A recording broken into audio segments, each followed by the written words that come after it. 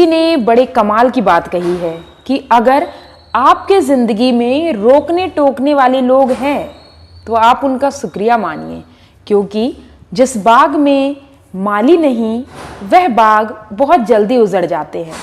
नमस्कार दोस्तों, आप सभी का बहुत बहुत स्वागत है मेरे YouTube चैनल उमंग ज़िंदगी में। इसी के साथ एक छोटी सी कहानी लेकर आई हूँ जो आपको एक सीख देगी कि ज़िंदगी में हमें खुश रहने के लिए क्या करना चाहिए। तो आइए जल्दी से शुरू करते हैं। पुराने समय की बात है, एक बच्चा अपने पापा से पूछता है कि पापा, मुझे आपसे एक जानकारी चाहिए कि ज़िंदगी में खुश रहने का सीक्रेट क्या है। ऐसा क्या करें कि हम दुनिया में हमेशा खुश रहें। पापा ने कहा कि जो तुमने सवाल पूछा है वह बड़ा कठिन है और शायद मैं इसका जवाब ना दे सकूं, लेकिन एक बुद्धिमान व्यक्ति है जो इसका जवाब जरूर दे सकता है। बेटे ने पूछा, वह बुद्धिमान व्यक्ति मुझे कहाँ मिलेगा पापा?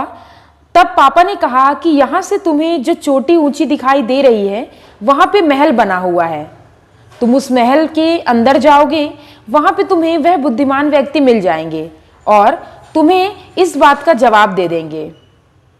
बेटा तैयार हो गया, उसने खाने पीने का इंतजाम किया, सब चीज़ें बनवा के रख ली, क्योंकि महल काफ़ी दूर था।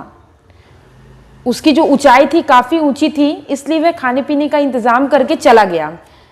किसी तरह वह महल पहुंचा।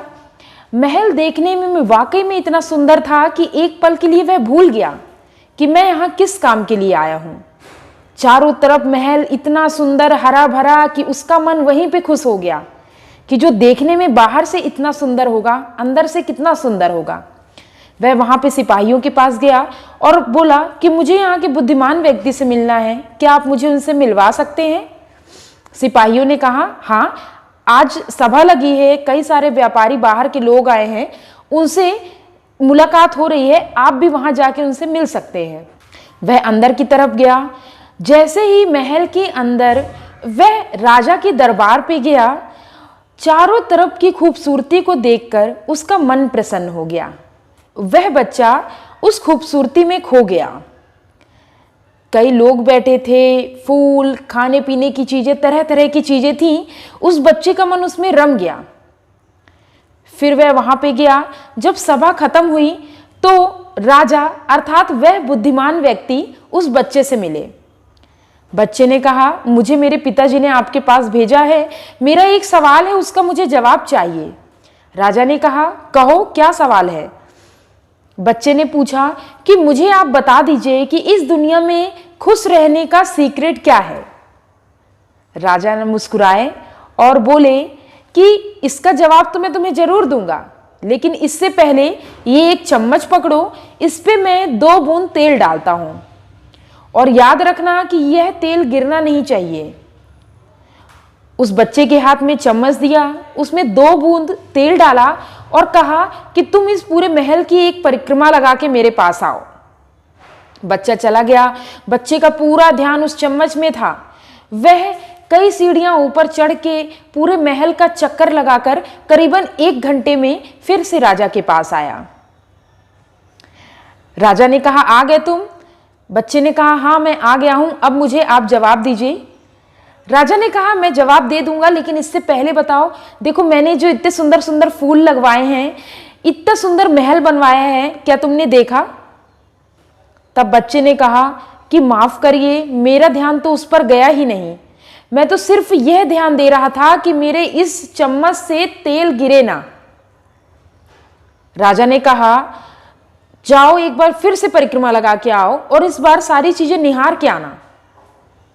बच्चा फिर चला गया अपने हाथ में चम्मच लेकर और वह महल का परिक्रमा लगाने लगा।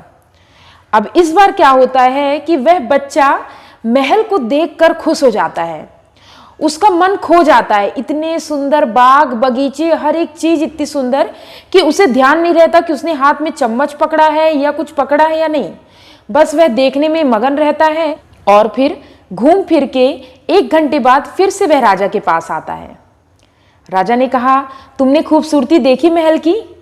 बच्चे ने कहा, आपके पास तो सब कुछ है, इस खूबसूरती में भला कैसे कोई दुखी रह सकता है? राजा ने कहा कि अच्छा ये तो ठीक है, लेकिन ये बताओ कि जो चम्मच में तेल था वो कहाँ गया? बच्चे का ध्यान एकदम से अपने चम्मच के तेल में आया, वह देखा तो वह तेल तो गिर गया था।